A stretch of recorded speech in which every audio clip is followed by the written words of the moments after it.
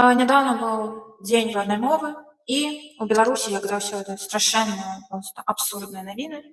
Паводле шматлікіх СМІ ў Менску прайшлі масавыя затрыманні, вопшукі і рэйды, накіраваныя супраць выдаўцоў, кнігараспаўсюднікаў і асобаў, якія звязаныя з беларускамоўнай літаратурай і кнігамі на беларускай мове.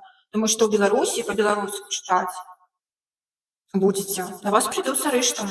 Сілавікі правялі рэйды, мэтай якіх сталі прадстаўнікі кніжнай сферы. Як гэта так? У Беларусі беларуская мова.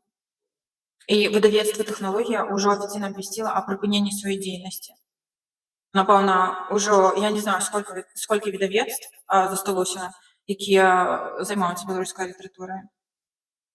І ідзе гэтая зачыстка незалежнай культуры, незалежнай ад гэтых ворагаў, самі знаеце адкуль. Гэта адбываецца не толькі ў Менску, але і ў рэгіёнах, там, дзе людзі яшчэ размаўляюць па-беларуску кожны дзень. І што рабіць з сем'ямі, якія хочуць, каб дзеці іх гаварылі па-беларуску, чыталі па-беларуску, слухалі казкі па-беларуску, калыханкі слухалі па-беларуску. Татальнае знішчэнне культуры ў краіне, якая завецца Беларусь.